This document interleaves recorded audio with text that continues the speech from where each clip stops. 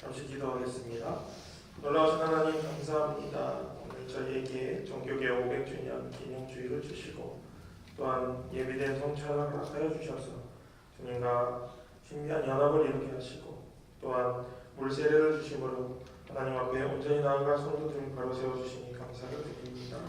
저희들 그 귀한 마음으로 이 시간 말씀을 듣고자 자리에 앉았사오니 부족한 종이 보이지 않게 하시고 오직 주님의 말씀만 증거될 수 있도록 축복하여 주옵소서. 모든 것 주님께 맡기옵고 예수님의 이름으로 간절히 기도합니다. 톨스토이가 쓴 책 중에 단편집 중에 사람은 무엇으로 사는가라는 책이 있습니다. 그 부분의 한 부분을 제가 좀 읽어드리려고 합니다. 제가 사람이 되어 살아갈 수 있었던 것은 제 힘으로 스스로를 보살필 수 있어서가 아니라 지나가던 사람과 그의 아내가 사랑과 온정을 베풀어 주었기 때문입니다. 부모를 잃은 그 아이들이 잘 살 수 있었던 것은 스스로를 보살필 수 있어서가 아니라 이웃집에 사는 한 여인이 따뜻한 마음으로 아이들을 가엾이 여기고 사랑했기 때문이었습니다. 이렇듯 사람은 누구나 자신에 대한 걱정과 보살핌으로 사는 것이 아니라 사람의 마음에 있는 사랑으로 사는 것입니다. 이런 부분입니다. 이 이야기를 한 사람은 사실은 사람이 아니고 천사, 미하일이라고 하는 천사입니다. 이 미하일은 하나님의 심부름을 하는 천사인데요. 어느 날 하나님께서 한 여인의 생명을 거두어 오라고 그렇게 명령을 하셨습니다. 그래서 미하일 천사가 날개를 펴고 후루룩 날라서 딱 도착을 해서 보니까 이 여인이 이제 생명을 거두어야 할 여인이 출산을 하고 있는 거예요. 그런데 쌍둥이를 낳느라고 엄청 고생을 하고 있는 거예요. 그러니까 하나님 정하신 대로 보면은 이 쌍둥이를 낳다가 결국 이 산모가 죽게 되는 그런 상황에서 자기가 그 여인의 영혼을 데리고 주님께로 가는 것이 미하일에게 맡겨진 임무였습니다. 그런데 미하일이 보니까 그 여인이 너무 불쌍합니다. 그래가지고 그 여인을 그냥 살려줍니다. 그냥 영혼을 거두지 않고 그냥 내버려둬요. 그 다음에 하나님께 올라갔죠. 그랬더니 하나님이 뭐라고 했을까요? 너의 명령을 거절했니? 명령을 듣지 않았니? 이렇게 책망을 하셨습니다. 그러면서 벌을 내리시는데 사람이 되게 하셨어요. 그 천사가 천사 보고 인간 세상에 내려가서 살아라 이렇게 얘기를 하셨어요. 그러면서 다음에 세 가지를 네가 답을 알아와야만 다시 천사로 복직을 시켜주겠다 하나님이 약속을 하신 거예요. 그 세 가지 질문이 뭔가 하면 첫 번째는 사람 안에 무엇이 있는가 하는 거예요. 두 번째는 사람에게 허락되지 않은 것은 무엇인가. 그리고 마지막 세 번째로는 사람은 무엇으로 사는가. 이것을 알아보라고 하나님이 미하일에게 명령을 했습니다. 그랬더니 미하일이 이제 내려가서 사람이 되어서 살기 시작했습니다. 미하일은 사람 안에 자기를 위함이 있지만 정작 사람은 자기에게 진정 필요한 것이 무엇인지 모른다는 것을 알게 되었어요. 그러니까 하나님이 말씀하신 것, 사람 안에 무엇이 있느냐? 그것에 대한 질문의 답은 사랑이라는 거예요. 그리고 사람에게 허락되지 않은 것은 무엇인가? 그 자기 안에 사랑이 있음하고 그 사랑을 나눠줄 때 더 행복해진다는 것을 모른다는 거예요. 그리고 산다는 거예요.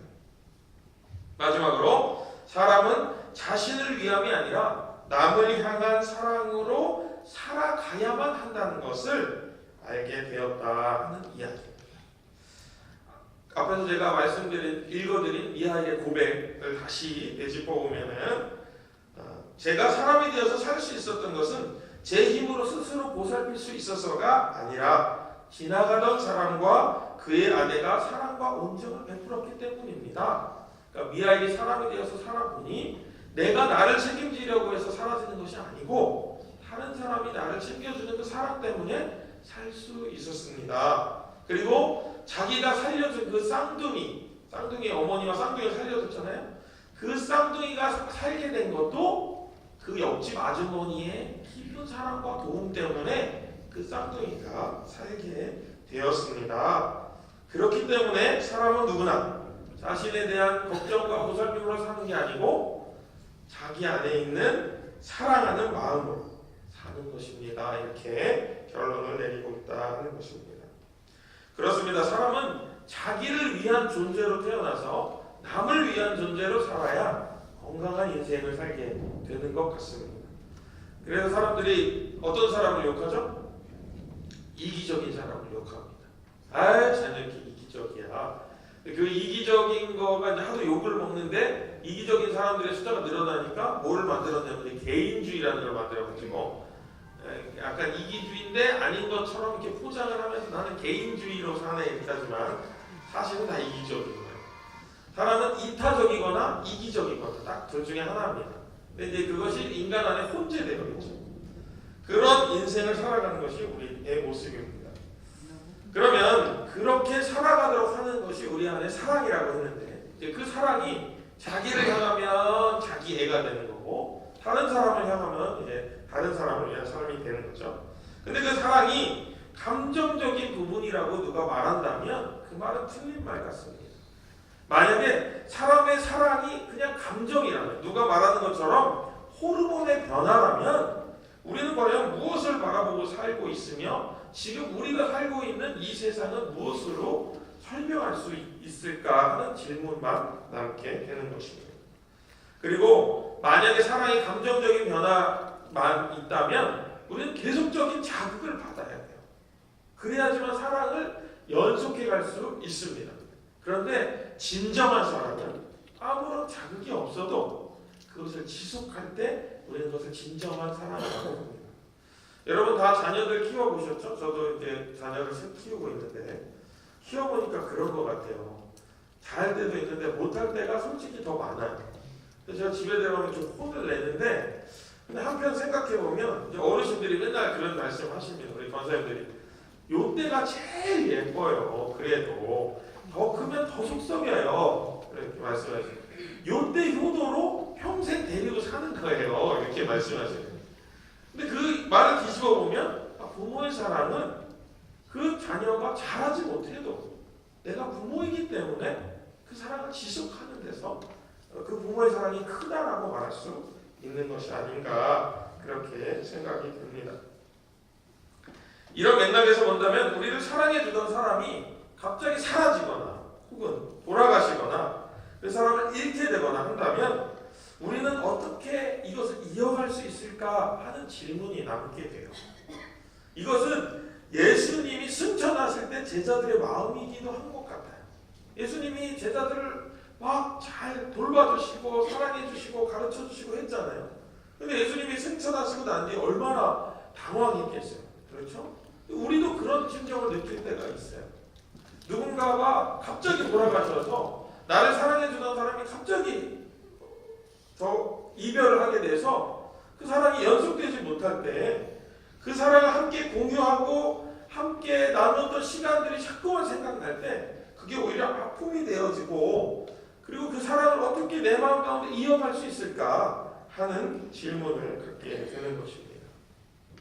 다시 말하면은 톨스토이가 이야기를 통해서 우리에게 보여준 것처럼 또 예수님의 희생과 많은 믿음의 선조들의 삶을 통해 우리가 본 것처럼 사람은 사랑으로 사는 거예요.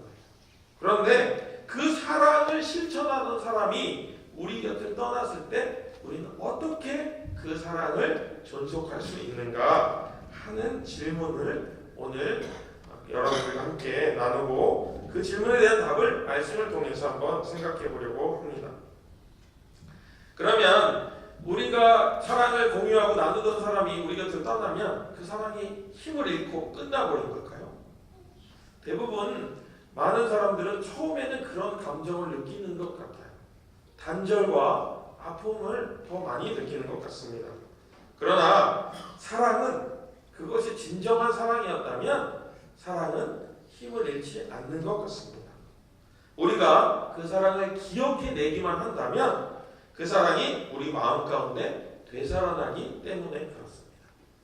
여러분 저는 아무래도 목회자다 보니까 장례를 많이 경험하게 하게 됩니다. 다른 일반 사람들보다 장례를 많이 경험하게 돼요. 장례식을 가면 항상 늘 어떤 영감을 받게 되는데 여러 가지 영감들 중에 어느 날 장례식에서 그런 영감을 받았어요.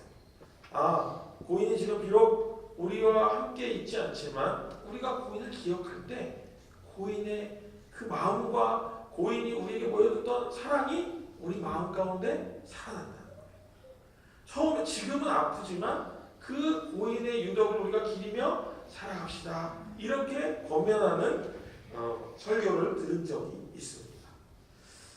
오늘 대예배를 통해서 참여한 성찬식의 의미도 이와 마찬가지라고 생각합니다.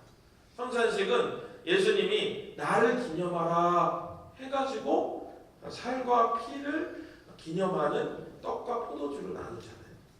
또 모세가 홍해바다를 건너고 이스라엘 백성들에게 출애굽을 하면서 신명기에 보니까 자녀들에게 이걸 늘 가르쳐라. 문설주에도 기록하고 손목에 띠도 삼고 해서 가르쳐라. 이렇게 이야기를 했어요. 또 여호수아가 요단강을 건너 길갈에 도착했을 때 돌 12개를 취해 오라고 하나님이 말씀하셔서 돌 12개를 세우고 기념비를 만들었잖아요. 그 이유도 여전히 그 사건 속에 계시는 하나님을 기억해내기 위함이다. 그 하나님을 기억하면 그 하나님의 사랑을 내 마음 가운데 회복할 수 있다는 거예요. 여러분, 우리 성도님들 중에서 왜 집에서보다 교회에서 더 기도가 잘 돼요? 이런 분 있죠. 그런 분 있어요. 그러면 왜 그런지 아세요? 교회에서 기도할 때 뜨겁게 기도했던 기억이 살아있기 때문이에요. 그래서 제가 이렇게 어떤 집사님께 기도가 잘 안 된다는 집사님께 제가 한번 이렇게 권면을 드린 적이 있어요. 집사님, 오늘 집에 가실 때 방석을 하나 예쁜 걸 사세요. 정말 마음에 드는 방석을 하나 사세요. 그리고 집에 가서 한 자리에 그 방석을 깔아놓고 그 자리에 앉을 때마다 1분이건 2분이건 10분이건 20분이건 기도하세요. 그리고 힘들면 그 방석에 가서 기도하세요. 이렇게 권면을 했어요. 어떤 일이 벌어졌을까요? 그 기도 방석만 보면 기도가 하고 싶어지는 거예요. 마찬가지로 기도한 기억이 있기 때문에, 기도에서 마음이 따뜻해졌던 기억이 있기 때문에 힘들면 그 기도 방송이 떠오르고, 힘들면 우리가 기도했던 은혜의 자리가 떠오르게 된다는 것입니다. 우리가 이 기억을 할 수 있다는 것이 하나님의 은혜와 연결되는 놀라운 매개체가 된다 하는 은혜를 오늘 나누고 싶습니다. 오늘 말씀에서 여러 번 등장하는 단어가 바로 이 기억하다라고 하는 단어예요. 사실은 4번 정도 우리가 읽는 한글 성경의 기억이라고 하는 단어로 번역된 건 4번 뿐이지만 비슷한 단어로 한 10번 정도 등장을 합니다. 그래서 숙고하다, 그 다음에 찾다, 이런 비슷한 히브리어들이 이 성경 오늘 시편 77편에 10번 정도 등장하는데 그 중에 4번만 자카르라고 하는 단어를 써서 성경을 기록했는데 그 단어가 우리말 기억하다라는 말로 번역이 되었어요. 그래서 오늘은 이 기억하다로 번역된 이 4번의 동사를 가지고 우리가 좀 더 믿음과 연관지어서 생각을 해보려고 합니다. 오늘 우리가 읽은 시편에서 시인은 지금 무언가를 찾고 간절히 구하고 있다는 것을 여러분 알게 되셨을 것입니다. 그리고 그것에 대해서 깊이 생각하고 숙고하고 고려하고 있어요. 시인은 자신의 삶에 대해서 생각했을 수도 있고 자신이 처한 문제에 대해서 생각했을 수도 있고 자신이 했던 기도의 내용을 다시 한번 떠올렸을 수도 있을 것 같습니다. 그래서 1절 말씀 제가 여러분께 한번 읽어드리겠습니다. 1절 말씀, 내가 내 음성으로 하나님께 부르짖으니 내 음성으로 하나님께 부르짖으면 내게 귀를 기울이시리로다. 아멘. 시인은 자기의 말로 열심히 기도했다는 거예요. 하나님, 제가 제 음성으로 기도합니다. 이렇게 얘기하잖아요. 기도를 열심히 했다는 거예요. 그리고 얼마나 열심히 했는가 하면 2절에 보니까 내가 밤에는 내가 손을 들고 거두지 아니하였나니 그래요. 그러니까 밤에 기도할 때는 너무 간절해가지고 손을 들고 기도했다. 손을 들고 하나님 응답하실 때까지 내가 손 안 내릴 거예요 이러면서 기도했다는 거예요. 밤에 그렇게 열심히 기도했다는 거예요.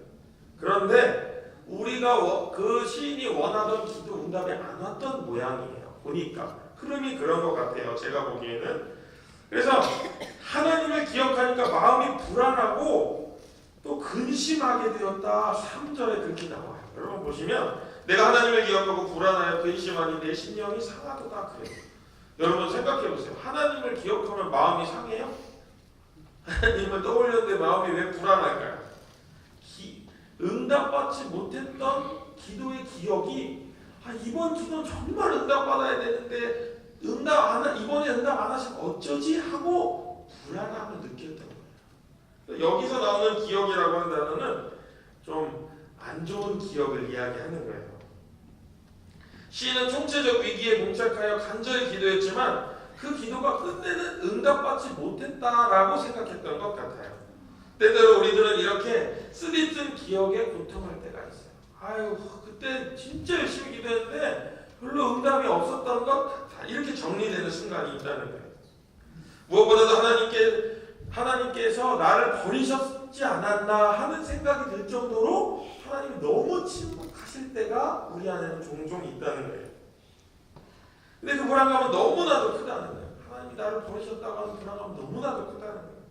기도가 응답되지 않았던 기억이 오늘 시편 77편을 기록하고 있는 시인의 마음을 그렇게 이끌어갔습니다. 첫 번째와 두 번째로 등장하는 기억이 3절과 6절에 등장하는데 제가 방금 설명드린 대로 조금 불편한 기억이었던 것 같아요. 6절에도 보니까 밤에 부른 노래를 내가 기억하여 내 심령으로 내가 내 마음으로 간구하기를. 7절과 8절의 내용이 나와요. 어떤 내용이 나오나 보세요. 주께서 영원히 버리실까? 다시는 은혜를 베풀지 아니하실까? 그의 인자하심은 영원히 끝났을까? 그의 약속하심도 영구히 패하였을까? 이렇게 부정적인 생각을 하고 있는 거예요. 또 응답 못 받을까 봐 마음이 아팠던 것 같아요. 여전히 고난은 사라지지 않고 절망도 사라지지 않고 기도를 하면 나아진다는데 하나님이 들으신다는데 전혀 변화가 일어나지 않는 거예요. 기미도 보이지 않는 거예요. 기도가 허공을 치는 것 같고 벽에다 대고 소리치는 것처럼 느껴질 때가 지금 시인의 심정이 그렇다는 거예요. 우리도 이와 같은 상황이 종종 있잖아요. 우리의 기도에 응답하시지 않는 것 같은 순간이 있다는 거예요. 우리가 그렇게 열심히 기도했는데 그 사람 꼭 병 좀 낫게 해달라고 그렇게 기도했는데 그 사람이 그냥 하나님 나라로 갔을 때 마음이 아프잖아요. 마음이 슬프잖아요. 우리 자녀 위해 그렇게 열심히 밤낮으로 기도했는데 자녀가 좀 거꾸로지는 것 같으면 부모님들의 마음이 무너지잖아요. 내가 이렇게 기도했는데 하나님 내 기도 안 들어주시나 보다 하는 마음이 든다는 것입니다. 그러면 우리가 이런 상황에 직면했을 때 우리는 어떻게 해야 될까요? 시인은 아마도 처음에는 떠올린 기억, 이 불편한 기억을 떠올렸을 때는 기도를 멈춘 것 같아요. 기도하다가 응답 안 되니까 멈추자 이랬던 것 같아요. 근데 대부분 많은 성도님들이 그래서 기도의 자리를 떠나요. 기도하다가 응답 없으니까 들어주지도 않으시는구만 그러고 기도를 안 하게 된다. 그리고 기도가 줄어들게 된다. 그런데 이번만은 시인의 태도가 틀려요. 너무나도 간절했던 것 같아요. 상황이 이제 절체절명이었던 것 같아요. 그래서 목숨 걸고 기도하고 있는 것 같아요. 이번 기도는 응답 못 받으면 안 된다 하고 응답 안 해주실 것 같다 약간 불안한 마음이 있지만 나에게 은혜가 멈췄을 것 같지만 내가 계속 기도한다 이런 마음이 시인에게 있어요. 5만 가지 생각이 머릿속에 있지만 시인은 도저히 멈출 수가 없는 거예요. 그러다 시인은 자신의 기도에는 응답하시지 않았지만 이스라엘 백성들에게 응답하셨던 하나님을 문득 떠올리게 돼요. 갑자기 그게 생각난 것 같아요. 오래전에 믿음의 선조들을 구원하신 하나님을 번뜩 떠올리게 돼요. 아직 내 인생의 내 고난의 기도에는 응답하지 않으셨지만 이스라엘 백성들이 어려울 때 그 기도에 응답하셨던 하나님이 문득 떠올랐던 것 같아요. 그리고 그 순간에 응답하실 뿐만 아니라 그들을 건져내셨던 하나님이 생각났던 것 같아요. 앞에서 제가 말씀드린 것처럼 출애굽의 모세와 홍해바다, 그리고 가나안 정복과 여호수아, 이런 이야기들이 생각났던 것 같아요. 이스라엘이 전적인 하나님의 은혜로 경험한 이 사건들을 생각하고 나니까 이제 태도를 바꿔요. 그래서 세 번째와 네 번째 기억은 이제 완전히 다른 기억으로 전환을 하게 됩니다. 우리가 오늘 봉독한 11절 말씀 여러분 한번 보시면 11절에만 그 기억이라는 단어가 두 번 등장하는데요. 11절 말씀 같이 한번 읽어보겠습니다. 곧 여호와의 일들을 기억하며 주께서 옛적에 행하신 기이한 일들을 기억하리이다. 아멘. 우리 한글 성경에는 이 구절이 12절과 연결이 안 되는 것처럼 보여요. 그래서 보시면 여러분 끝에 보시면 기이한 일들을 기억하리이다. 그리고 접속사를 붙여놨죠. 또 하고 문장이 또 끊어지는 것처럼 보입니다. 그런데 영어 성경에 보니까 이 두 구절이 연결되어 있어요. 11절과 12절이 연결되어 있어요. 그런데 거기서 괄목할 만한 단어가 나옵니다. 뭐라고 하냐면 I will 하고 I will이라는 단어를 쓰고 있어요. 이게 뭐냐면 나는 앞으로 이렇게 할 겁니다 하는 결심을 담은 단어예요. 그런데 그 단어를 어디다 갖다 붙여놨냐면 I will remember 이렇게 붙여놨어요. 나는 앞으로 기억할 거예요. 이렇게 말하는 거예요. 기억하리다. 우리가 읽은 성경에는 뭔가 이렇게 거룩하고 존엄한 표현을 써서 이게 좀 마음에 와닿지 않는데 영어 성경 보니까 나는 기억할 거예요. 하나님이 하신 일을 기억할 거예요. 이렇게 써 있는 거예요. 그럼 이게 무슨 의미가 있을까요? 비록 하나님께서 아직 내 삶에 좋은 응답을 주셨던 적은 없지만 성경에 보니 이스라엘 백성들에게 하나님이 응답하셨던 것이 있어요. 하나님, 저는 이제부터 이걸 기억할게요 라고 말합니다. 자, 정리해보면 앞에서 3절과 6절에 나왔던 기억이라는 단어는 자기가 응답받지 못했던 기억을 떠올려서 불안해했어요. 그런데 11절에 와서 생각해보니까 내 기도에는 응답 안 하셨지만 성경에 나오는 믿음의 사람들이 다 응답하셨던 하나님의 응답이 담겨 있잖아요. 성경의 기억을 내가 붙잡겠다. 내 기억이 아니고 성경의 기억을 붙잡겠다. 우리 한국 교회의 많은 교인들은 내 경험을 중시하는 신앙을 가지게 되어 있어요. 구조가 그래요. 그런데 여러분 한번 바꿔보셔야 돼요. 오늘 종교개혁 500주년이니까 내 기억에 의존하는 믿음 말고 성경의 기억에 의존하는 믿음으로 바꿔보셔야 돼요. 성경에서 하나님이 이스라엘 백성들에게 응답하셨으면 나도 응답하는다라고 믿는 거예요. 기억의 믿음과 연결되는 거예요. 그래서 홍해바다가 갈라진 사건이 내 삶에도 일어날 것이라고 믿는 것입니다. 그 기억이 내 기억이 되는 것입니다. 내가 그 현장에는 없었지만 성경에 그렇다고 써 있으니 그날의 하나님이 나의 하나님이니 그 기억이 나의 기억이다 생각하고 그것을 믿기 시작하는 것입니다. 그러면 우리의 상황이 달라져요. 오늘 시인이 그걸 보여줍니다. 그래서 12절 보니까 뭐라고 써있냐면 또 주의 모든 일을 작은 소리로 읊조리며 주의 행사를 낮은 소리로 되뇌이리이다 이렇게 써있어요. 무슨 말이냐면 읽어보니까 홍해바다가 갈라진 게 믿어졌을까요? 안 믿어졌을까요? 믿어졌으면 감사한데 시인은 지금 안 믿어질 거예요. 아니 내 기도도 응답 안 하셔도 하나님이 뭐 홍해바다 갈라버렸어 이런 생각이 들어오는 거예요. 지금 불안하니까. 나는 안 갈라지고 이 사람들만 갈라준다 이렇게 생각할 거예요. 그런데 신이 결정했잖아요. 저 이제 하나님이 응답하신 성경의 기억만 생각하겠습니다 했잖아요. 그래서 그걸 자꾸 반복하는 거예요. 읽고 또 읽고 읽고 또 읽고 읊조리고 되뇌이고 계속 안 믿어져도 자꾸 읽는 거예요. 안 느껴져도 자꾸 읽는 거예요. 그러다 보니까 이제 시인이 믿음에 도달하게 됩니다. 여러분 로마서에 기록되어 있죠? 시인하는 자에게 믿음이 온다고 했죠. 시인하면 믿음이 돼요. 마찬가지로 지금 시인이 뭐라고 했냐면 작은 소리로 읊조린다. 작은 소리로 되뇌인다. 낮은 소리로. 자, 여기서 중요한 게 뭐냐면 소리를 냈다는 거예요. 그냥 생각한 게 아니고 소리를 냈다.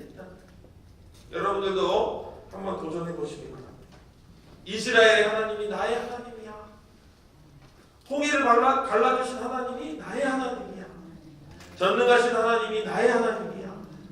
계속 읊조리고 되뇌이고 살아갈 때 여러분들의 삶이 그 전능하신 하나님이 역사하신 삶으로 변화될 줄로 믿습니다. 우리는 어떤 이에 대한 기억으로 살아가요. 다시 말하면 어떤 이가 우리에게 준 사랑에 대한 기억으로 살아가게 되어 있어요. 엄마가 나를 사랑해줬기 때문에 지금 내가 여기 살아있는 거예요. 또 어떤 전도자가 예수님의 사랑은 이런 거야 하면서 그냥 소금을 뿌리던 물을 뿌리던 그냥 하루가 첫날 같이 매일 와가지고 전도하고 사랑한다고 그러고 물 뿌려도 괜찮다 그러고 하는 그 사랑 때문에 마음이 녹아져서 교회에 와 있잖아요. 그 사랑의 기억 때문에 이제 더 이상 하나님을 거절할 수 없다고 고백하는 것입니다. 그러면 오늘 제가 이 말씀을 드리는 이유는 뭐냐면 그렇게 평생의 삶 가운데 말씀을 전하시고 믿음을 전하시느라 고생하셨던 은퇴하신 교역자들의 마음과 수고를 기억하자는 것입니다. 그 기억 속에 담아있는 하나님의 행사를 기억하자 하기 위함입니다. 믿음이라는 말을 떠올리면 기억나는 분이 저도 한 분 있습니다. 지금은 돌아가셨습니다만 저희 모교의 원로 목사님이세요. 여자 목사님은 아니십니다만 원로 목사님이 계신데 제가 이제 사무실에 어느 날 복사를 하려고 들어갔어요. 그런데 원로 목사님이 거기 소파에 앉아 계시더라고요. 그런데 앞에 뭐가 놓여 있었냐면 카스테라가 놓여 있는 거예요. 그날 성찬식을 했거든요. 저희 목에는 이 카스테라를 잘라가지고 성찬빵을 만들었어요. 근데 이제 카스테라를 너무 많이 준비해가지고 그냥 이제 통으로 남은 거예요. 그래서 이제 이거 누구든 먹어야 되니까 사무실 오시는 분들이 대접을 하고 있었는데 원로 목사님 오시니까 이제 사무관사님 걸 잘라가지고 원로 목사님 앞에 드렸는 모양이에요. 들어가 보니까 그래요.